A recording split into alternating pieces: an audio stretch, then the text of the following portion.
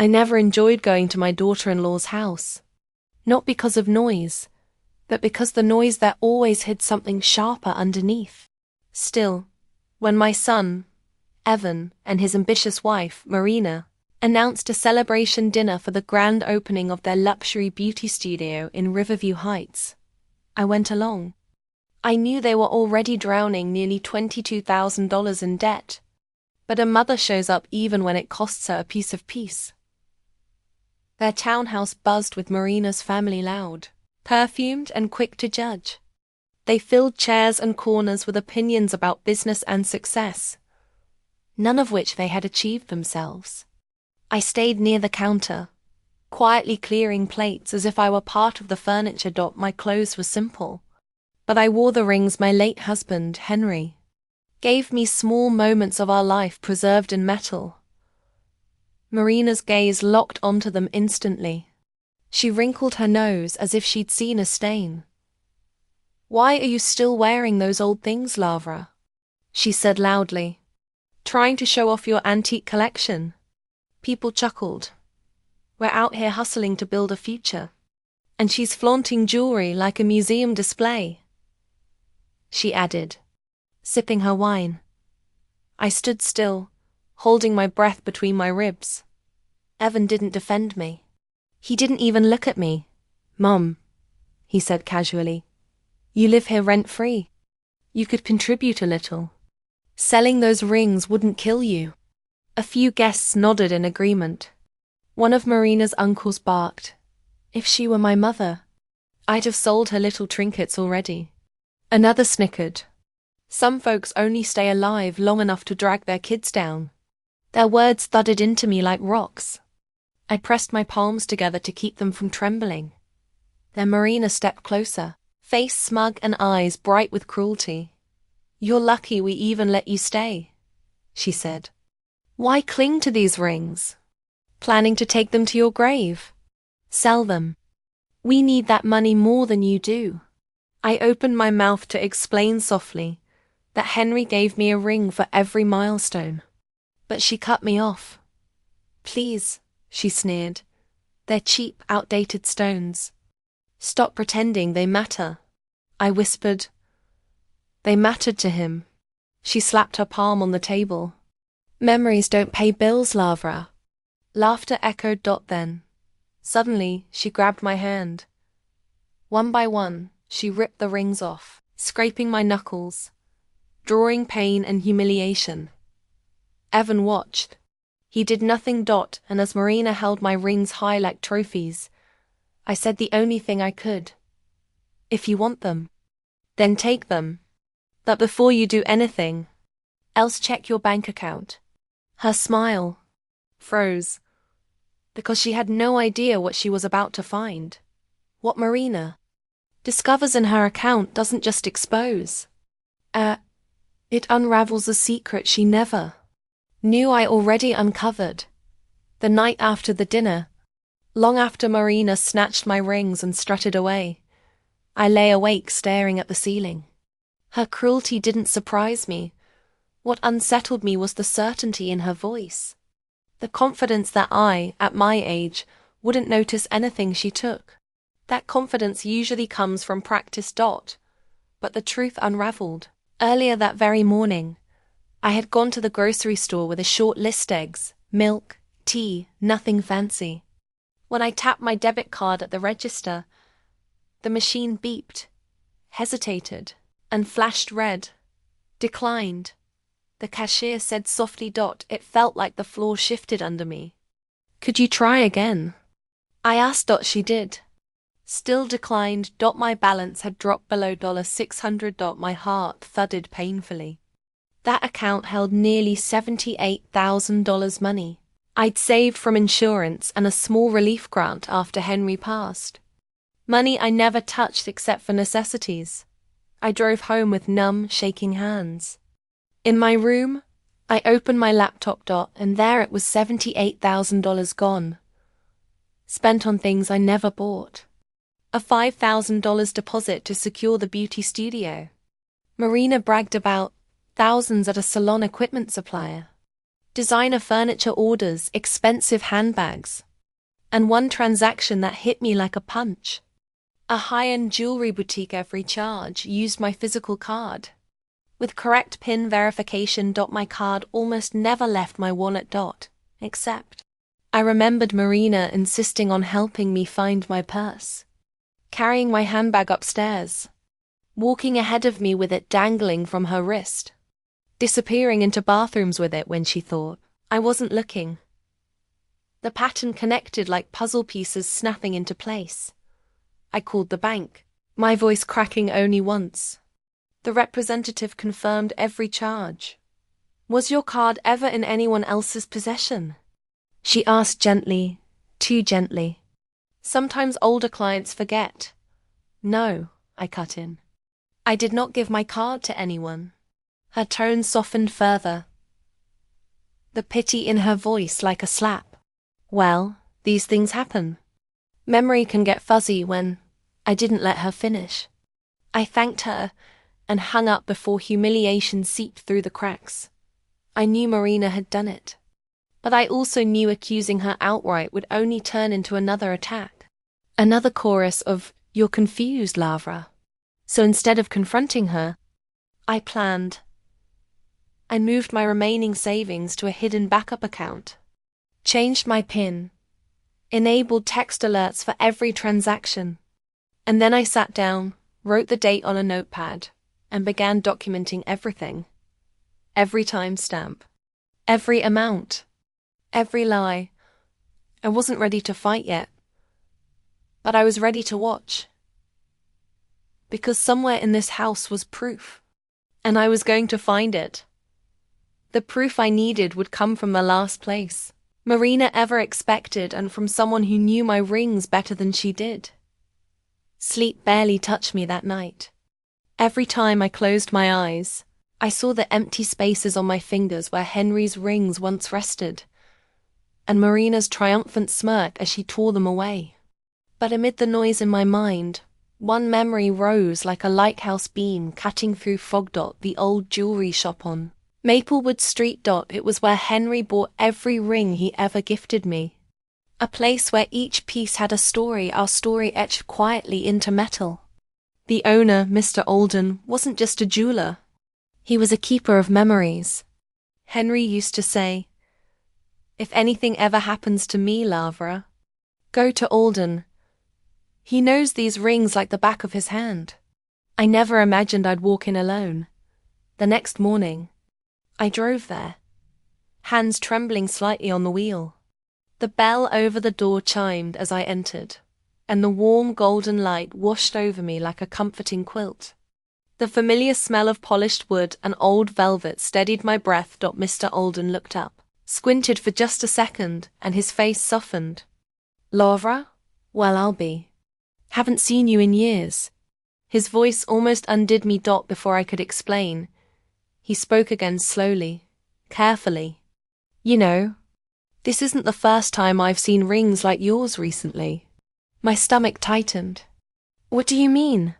He motioned me closer and lowered his voice. "A young woman came in about a month ago. Brought in rings that looked almost identical to yours. Same engravings. Same wear marks. She said her mother-in-law wouldn't notice if the stones got upgraded." My heart thudded painfully. A month ago, the same time money began vanishing from my account. I whispered, "Did she have dark hair? Sharp voice?"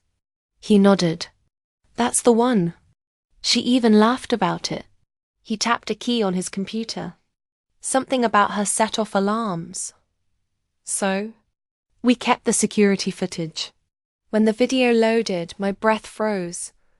There was Marina leaning against the counter, tapping her manicured nails, laughing as she said, "She never noticed. She's practically ancient." She mimed wrinkled hands and rolled her eyes. A stranger watching the video would think she was joking. I saw truth in every gesture. This wasn't impulsive. It was planned, practiced. Mr. Alden glanced at me gently. "Henry trusted me to protect whatever was his. So I waited for you." My eyes burned. but I wouldn't cry in front of him. Instead, I told him exactly what I intended to do. He listened, nodded, and then smiled a slow, approving smile. "Clever," he murmured. "Very clever. Let's make sure she walks straight into it." And that was the moment everything changed. Because I suddenly had proof. And a plan she would never see coming. Marina thinks she stole my rings, but what she stole next was something far more dangerous. A trap designed just for her.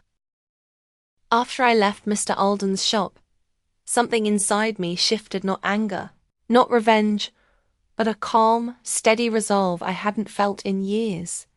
I went home, opened my jewelry box, and removed the few pieces Marina hadn't touched yet. The originals. The real parts of my life with Henry. I returned to the jeweler's the next afternoon with those last authentic rings. Mr. Alden placed them into a velvet pouch with a care that felt almost ceremonial. "These deserve to be somewhere safe," he said. "I know." I whispered. He helped me pick out perfect imitations, cubic zirconia stones, gleaming beautifully, yet worthless to anyone with greedy hands. He made sure the settings matched my originals nearly to the millimeter. When he placed the imitation rings into my palms, cold and hollow, I understood the symbolism. These were not my life. These were armor-crafted deception meant for the one who believed I was too old to see anything clearly. The real ones will rest in our vault until your bank box is prepared, he told me. And so they did. The next morning, I walked into the bank holding the small secure case Mr. Alden provided. I signed the forms, stored Henry's real rings in the safety deposit box, and walked out feeling lighter. No one, not Marina, not Evan, not anyone, would touch pieces of my past again. Back home, I sat at my vanity and slid the imitation rings onto my fingers. They sparkled under the warm light. Cold, beautiful lies waiting for the hands that wanted them most. That evening, a strange calm settled over me. I wasn't frightened anymore. I wasn't confused. I wasn't even sad. I was ready, because Marina didn't just want the rings. She wanted everything she believed I was too old to keep or understand. And tomorrow, she'd get exactly what she thought she wanted.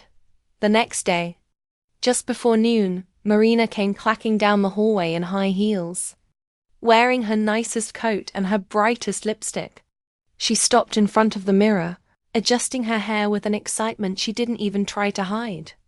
On speakerphone, she bragged to her friend, "I'm selling Laura's rings today."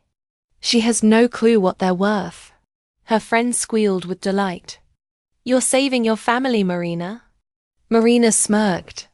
"Honestly, I'm the only responsible one in this house."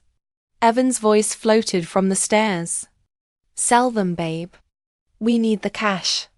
Mom won't notice anything anyway."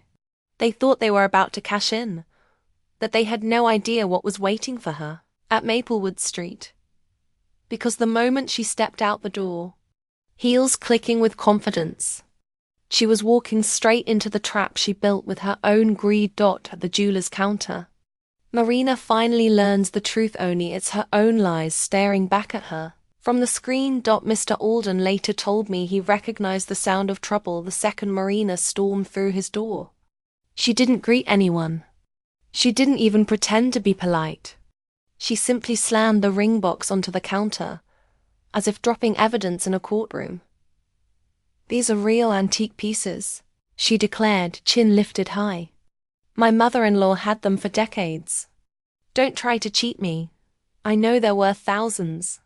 She tapped her glossy nails on the glass with a rhythm that suggested impatience, but mostly arrogance. Mr. Alden offered the calm, measured nod of a man who had seen greed drip from many hands.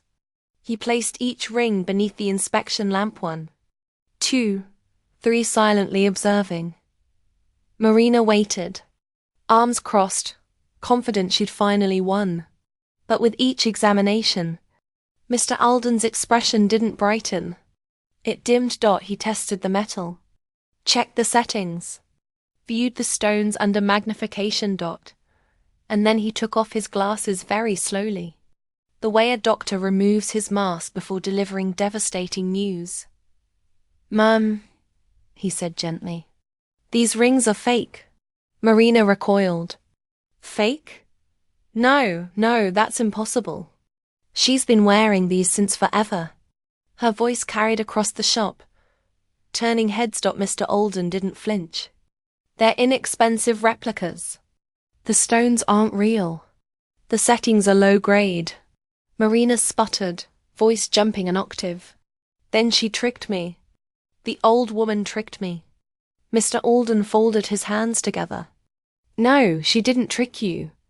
We know they aren't the originals, because you bought the real ones in last month." Marina froze. "We have security recordings," he continued.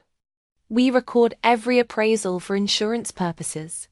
He clicked a button, and the shop's monitor lit up. There she was, Marina, leaning casually against the counter, laughing as she said, "She's too old to notice if I replace the stones. I'll upgrade them myself. She never looks at anything up close." A whisper rippled through the other customers. "She tried to swap the stones. She stole from her mother-in-law. What kind of person does that?" Marina's face drained of color until she looked like a ghost wearing expensive makeup. She reached for the box, but Mr. Alden set his hand over it.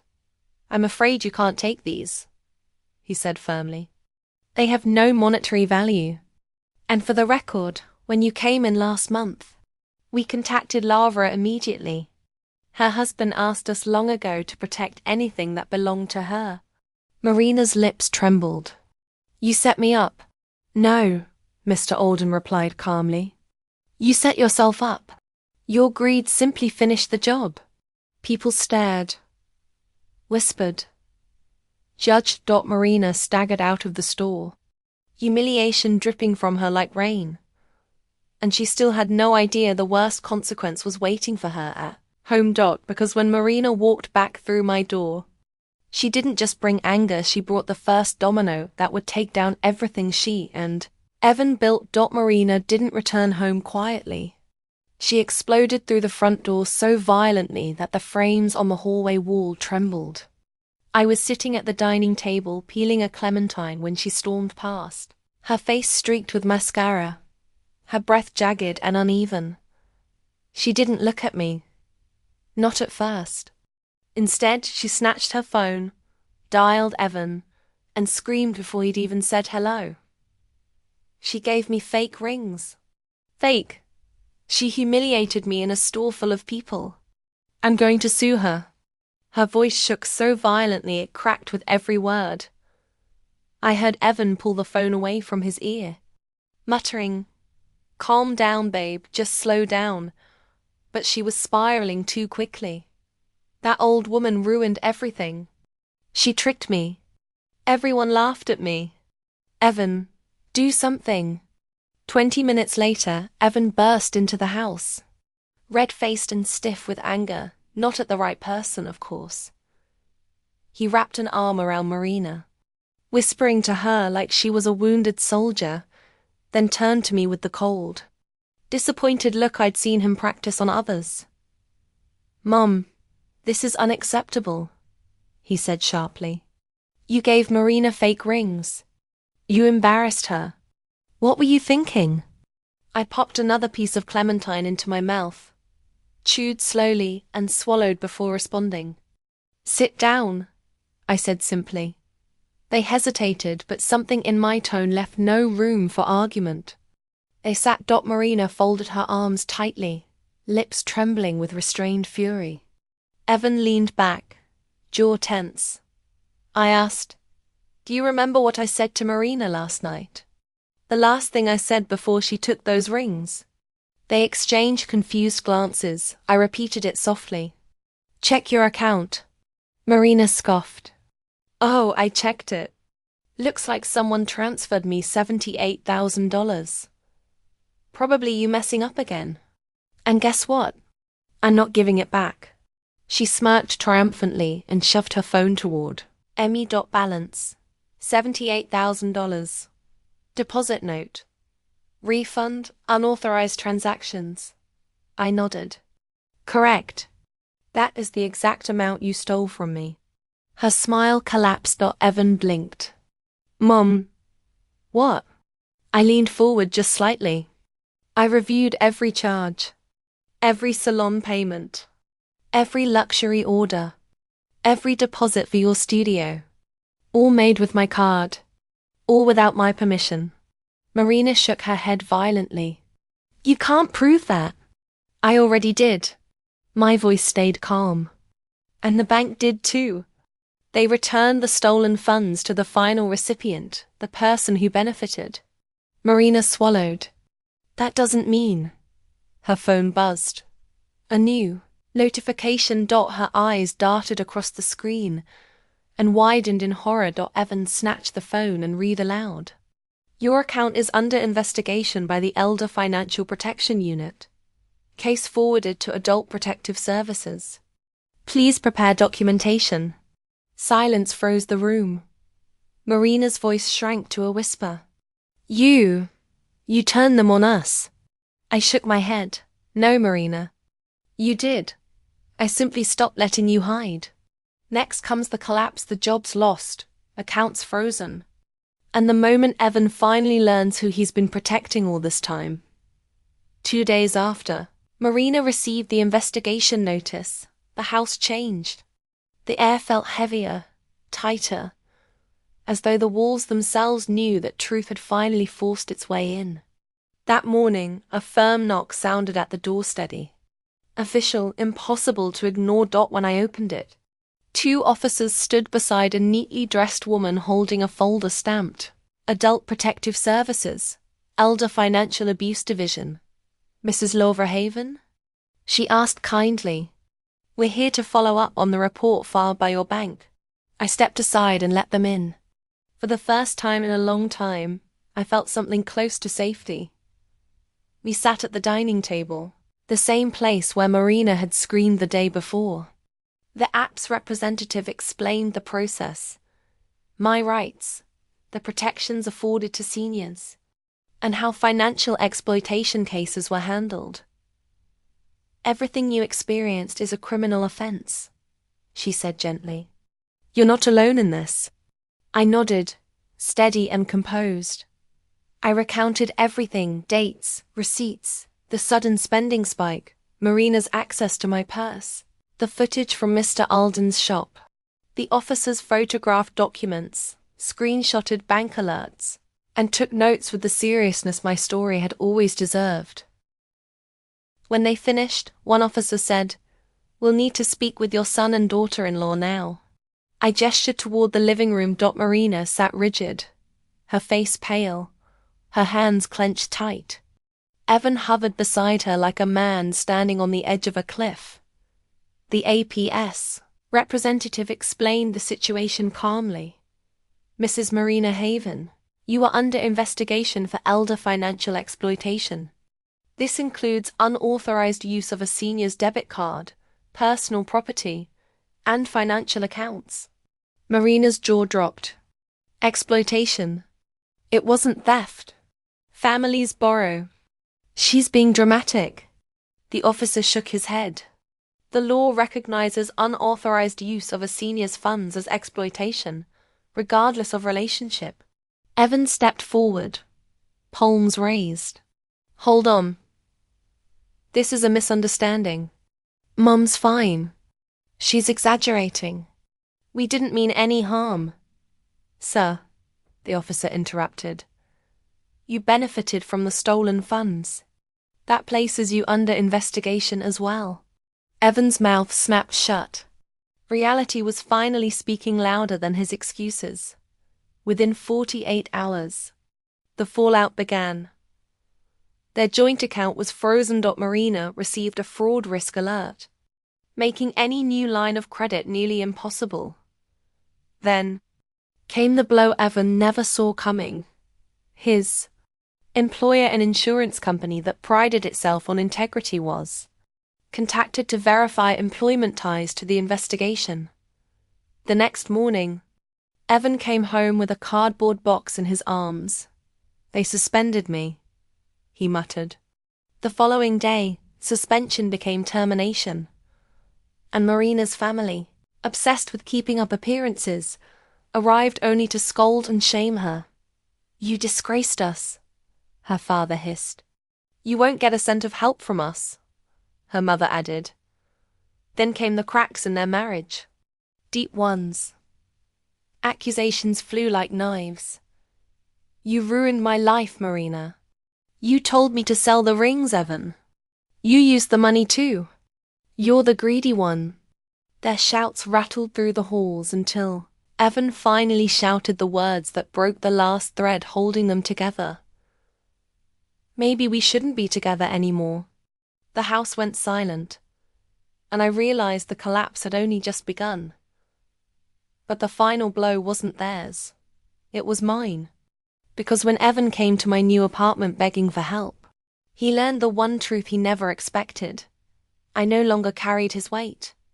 3 weeks after the investigation began, I moved out of Evan and Marina's home.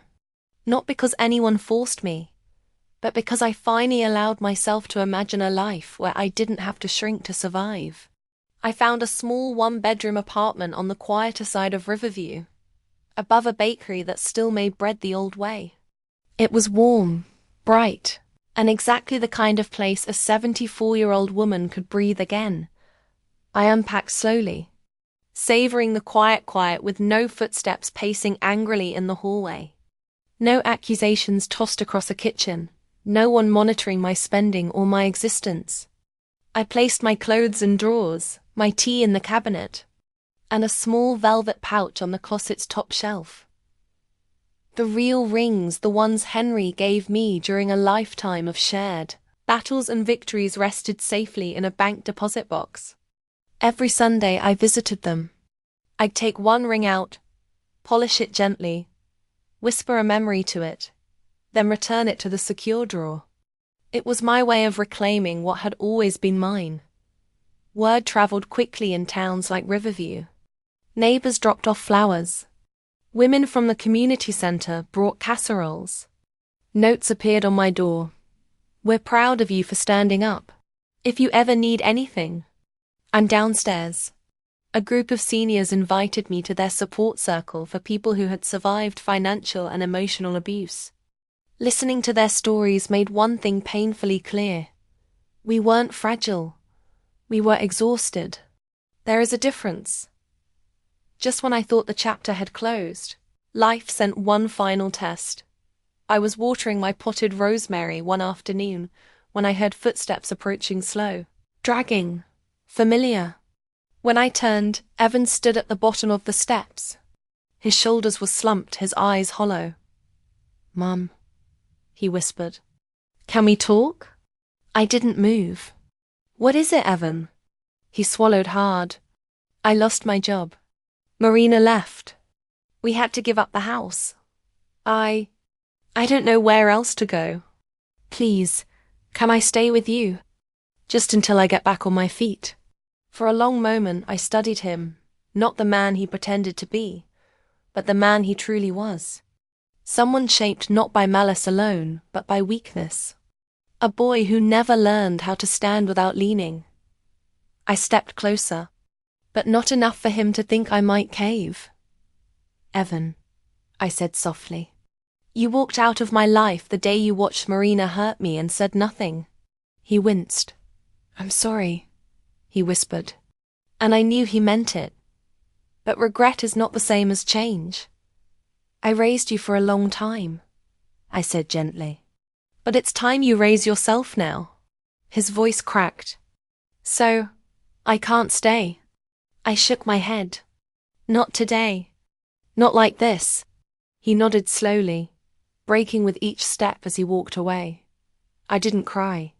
Grief feels different when it's old, it settles instead of spilling.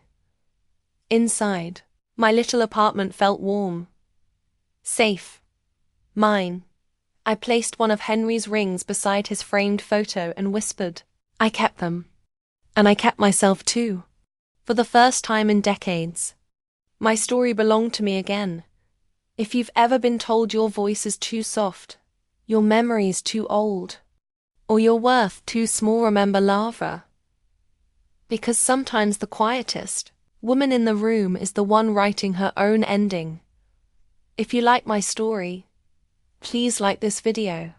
Subscribe channel and comment below what kind of story you like this. I will find for you real stories.